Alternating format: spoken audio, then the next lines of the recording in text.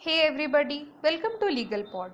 आज हम कवर करेंगे the prevention of corruption act 1988। ये एक्ट एनफोर्स हुआ था 9 सितंबर 1988 पे एंड इस एक्ट का नंबर है 49 ऑफ 1988। इस एक्ट में टोटल 5 चैप्टर्स हैं एंड 30 सेक्शंस हैं एंड आज इस लेक्चर में हम फर्स्ट 2 चैप्टर्स कवर करेंगे। पहला चैप्टर है प्रिलिमिनरी। इसके अंदर है सेक्शन 1 एंड सेक्शन 2। सेक्शन 1 बात करता है शॉर्ट टाइटल एंड एक्सटेंट की। कहता है this act may be called the prevention of corruption act 1988। It extends to whole of India and it applies also to all citizens of India outside India. पहली बात तो ये पूरे India में extend होता है, प्लस जो इंडियन सिटीजन्स इंडिया के बाहर रह रहे हैं उन पे भी ये एक्ट अप्लाई होता है। सेकंड सेक्शन है डेफिनेशन क्लॉज। इसमें इंपॉर्टेंट डेफिनेशन है public duty. To be public duty means a duty in the discharge of which the state, the public और the community at large has an interest. ऐसी कोई भी duty जिसके discharge करने पे state, public या community का इंटरेस्ट होता है। अब इसमें एक्सप्लेनेशन दिया गया है जो कहता है कि स्टेट क्या होता है। State includes corporation established bye और अंडर सेंट्रल, प्रोविंशियल और स्टेट एक्ट। कह रहा है ऐसा कोई भी कॉरपोरेशन जो किसी सेंट्रल, प्रोविंशियल या स्टेट एक्ट के अंदर एस्टैब्लिश किया गया हो, और कोई बॉडी या अथॉरिटी जो कि ओन्ड, कंट्रोल्ड या एडेड है बाय द गवर्नमेंट, या फिर कोई भी गवर्नमेंट कंपनी जो कि डिफाइन की गई है section 617 of the companies act 1956। यहाँ पर ये ध्यान दीजिएगा कि ये कंपनीज एक्ट 1956 है, ना कि कंपनीज एक्ट 2013। आगे बढ़ते हैं। नेक्स्ट इम्पॉर्टेंट जो डेफिनेशन है वो है सेक्शन 2C पब्लिक सर्वेंट। इसमें टोटल 12 पॉइंट्स दिए। पहला पॉइंट बोल रहा है कि कोई भी पर्सन जो गवर्नमेंट के सर्विस या पे में हो या उसको गवर्नमेंट कोई फीस या कमीशन पे कर रही है for the performance of any public duty. Next point बोलता है किसी भी लोकल अथॉरिटी के सर्विस या पे में कोई भी पर्सन है तो वो भी पब्लिक सर्वेंट कहलाएगा। नेक्स्ट पॉइंट बोलता है कि कोई भी पर्सन जो कि किसी कॉरपोरेशन, अथॉरिटी या बॉडी या गवर्नमेंट कंपनी के पे या सर्विस में है वो भी पब्लिक सर्वेंट होगा। फोर्थ पॉइंट बोलता है कोई भी जज या कोई भी ऐसा पर्सन जो एम्पावर्ड है बाय लॉ टू डिस्चार्ज कोई भी एडजुडिकेटरी फंक्शंस। फिफ्थ पॉइंट बोलता है ऐसा कोई भी पर्सन जिसको कोर्ट ऑथराइज कर रही है कोई भी ड्यूटी परफॉर्म करने में, इंक्लूडिंग लिक्विडेटर, रिसीवर और कमिश्नर। सिक्स्थ पॉइंट है कोई भी आर्बिट्रेशन। नेक्स्ट पॉइंट कहता है कोई भी ऐसा पर्सन जो एक ऑफिस होल्ड कर रहा है जिस कारण उसको electoral roll prepare, publish, maintain या रिवाइज करना होता हो, या इलेक्शन कंडक्ट करना होता हो, या कोई पार्ट ऑफ इलेक्शन कंडक्ट करना होता हो। नेक्स्ट पॉइंट, ऐसा कोई भी पर्सन जो ऑथराइज्ड है या रिक्वायर्ड है पब्लिक ड्यूटी परफॉर्म करने के लिए, वो भी पब्लिक सर्वेंट कहलाएगा। नाइन्थ पॉइंट है कोई भी पर्सन जो कि प्रेसिडेंट है या सेक्रेटरी है या कोई भी ऑफिस बेरर है, किसका, एक रजिस्टर्ड कोऑपरेटिव सोसाइटी का, जो डील करती है इन 4 चीज़ों में, एग्रीकल्चर, इंडस्ट्री, ट्रेड या बैंकिंग, और रिसीव करती है फाइनेंशियल एड सेंट्रल गवर्नमेंट से, स्टेट गवर्नमेंट से, या कोई भी कॉरपोरेशन जो सेंट्रल या स्टेट एक्ट के अंदर बनाई गई हो, या कोई भी बॉडी, अथॉरिटी जो गवर्नमेंट के द्वारा कंट्रोल की गई हो, ओन की गई हो या एड की गई हो, या फिर कोई गवर्नमेंट कंपनी। ठीक है। नेक्स्ट 10th पॉइंट बोलता है कि कोई भी पर्सन जो चेयरमैन है, मेंबर है, एम्प्लॉय है किसी भी बोर्ड या कमीशन का या किसी सिलेक्शन कमेटी का, जिसका काम है कोई भी एग्ज़ाम को कंडक्ट करवाना या कोई भी सिलेक्शन करना। नेक्स्ट पॉइंट है कोई भी vice chancellor, professor, reader, lecturer, teacher या एम्प्लॉय जो कि एक यूनिवर्सिटी का है एंड उस यूनिवर्सिटी की सर्विसेज अवेल की गई है बाय सम अदर यूनिवर्सिटी या कोई पब्लिक अथॉरिटी, किस चीज़ के लिए? इन कनेक्शन विथ होल्डिंग और कंडक्टिंग एग्जामिनेशंस। नेक्स्ट और लास्ट पॉइंट है इसका, कोई भी ऑफिस बेरर या कोई भी एम्प्लॉय एक ऐसे इंस्टीट्यूशन का जो कि या तो एजुकेशनल है, साइंटिफिक है, कल्चरल है, सोशल है या कोई और, जिसको क्या मिल रहा है? फाइनेंशियल असिस्टेंस मिल रहा है सेंट्रल गवर्नमेंट या स्टेट गवर्नमेंट से या किसी लोकल या अदर पब्लिक अथॉरिटी से। नेक्स्ट इंपॉर्टेंट डेफिनेशन है 2D, undue advantage. Undue advantage means any gratification, whatever, other than legal remuneration. Legal remuneration छोड़ के जो भी gratification मिलेगा किसी को, उसे हम undue advantage बोलेंगे।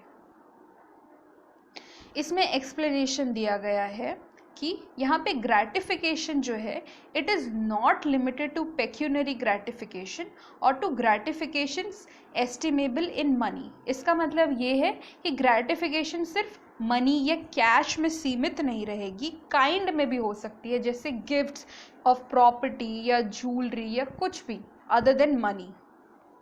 नेक्स्ट पॉइंट बोलता है कि लीगल रेम्यूनरेशन क्या होता है। Legal remuneration is not restricted to remuneration paid to public servant but includes all remuneration which he is permitted by the government or the organization which he serves to receive। बोल रहा है कि legal remuneration सिर्फ एक public servant को जो remuneration मिल रहा है उससे सीमित नहीं है, बल्कि जो भी रेम्यूनरेशन गवर्नमेंट उसको लेने के लिए परमिट कर रही है वो भी लीगल रेम्यूनरेशन कहलाएगा। अब इसमें दो एक्सप्लेनेशन दिए गए हैं। First, person falling under any of the above sub clauses a public servant whether appointed by the government or not। Next explanation बोलता है कि wherever the word public servant occur they shall be understood of every person who is in actual possession of the situation of a public servant whatever legal defect there may be in his right to hold that situation। इसका मतलब कि कोई भी ऐसा person जो actual possession में है एक situation of a public servant, एक पब्लिक सर्वेंट के सिचुएशन में है वो, तो वो पब्लिक सर्वेंट कहलाएगा। और ये मैटर नहीं करेगा कि वो पब्लिक सर्वेंट का ऑफिस होल्ड करने का राइट उसके पास है या नहीं है। ठीक है, आगे बढ़ते हैं चैप्टर 2 की तरफ। चैप्टर 2 है अपॉइंटमेंट ऑफ स्पेशल जजेस। तो इसमें सबसे पहला सेक्शन है section 3, power to appoint special जजेस। इसमें क्लॉज 1 बोलता है सिंपली कि सेंट्रल गवर्नमेंट या स्टेट गवर्नमेंट के पास पावर रहेगा कि ये स्पेशल जजेस अपॉइंट कर सके और जितने चाहे या जितने ज़रूरी हैं उतने वो स्पेशल जजेस अपॉइंट कर सकते हैं। ठीक है, अब क्यों करेंगे स्पेशल जजेस अपॉइंट? For 2 reasons. 2 टाइप के ऑफेंसेस के लिए स्पेशल जजेस को अपॉइंट किया जाता है। सबसे पहला है कोई भी ऐसा ऑफेंस जो इस एक्ट के अंदर पनिशेबल है, प्लस ऐसे ऑफेंसेस के लिए अगर कोई कॉन्स्पिरेसी कर रहा है या अटेम्प्ट कर रहा है या इन ऑफेंसेस का अबेटमेंट कर रहा है तो वो भी स्पेशल जजेस ही ट्राई करेंगे। क्लॉज 2 बोलता है कि स्पेशल जज का क्वालिफिकेशन क्या होगा। तो ही इज़ और हैज़ बीन अ सेशंस जज और एन एडिशनल सेशंस जज और एन असिस्टेंट सेशन जज अंडर द CRPC। ठीक है, नेक्स्ट सेक्शन 4 बात करता है cases tribal bye the special जजेस।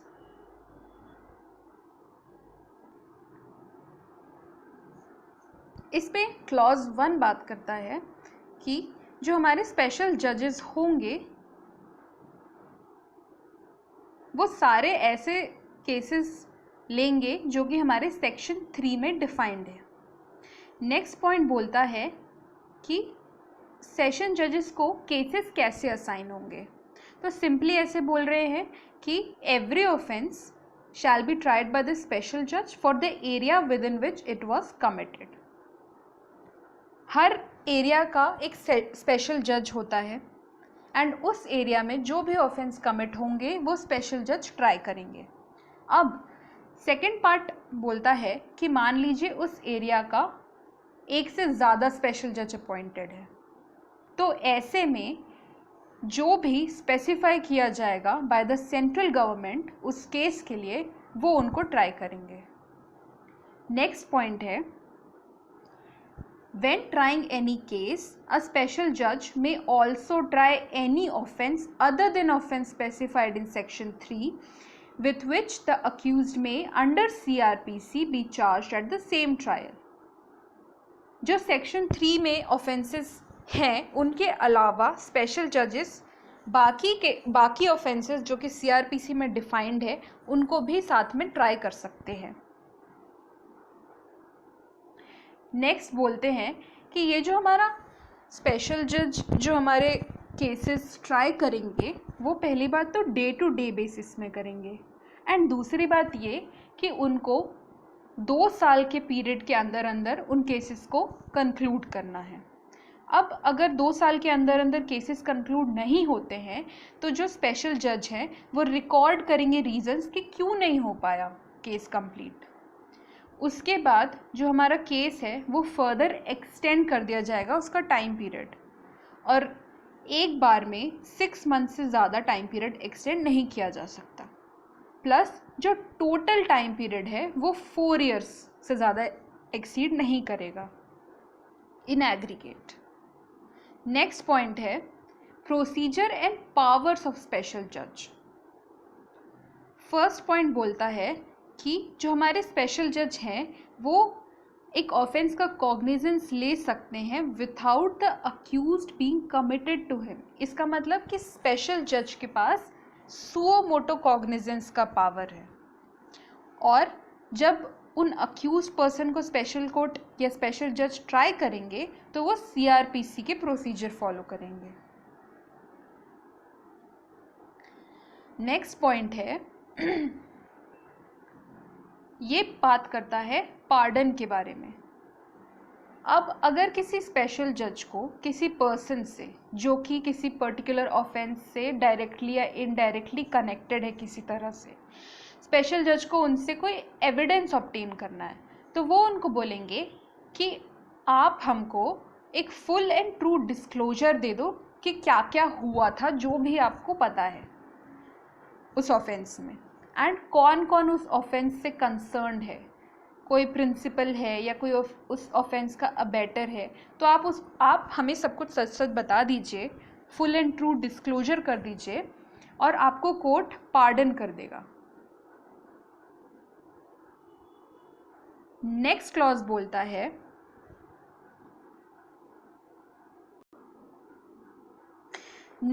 बोलता है हमारा कि जो हमारे प्रोविजंस है CRPC के वो अप्लाई होंगे to the proceedings before the special जज, एंड इन प्रोविजंस के लिए जो हमारा कोर्ट है ऑफ स्पेशल जज क्या कहलाएगा, कोर्ट ऑफ सेशन कहलाएगा, और कोई भी पर्सन जो कि प्रोसिक्यूशन है बिफोर स्पेशल जज वो कहलाएगा public prosecutor as per the CRPC।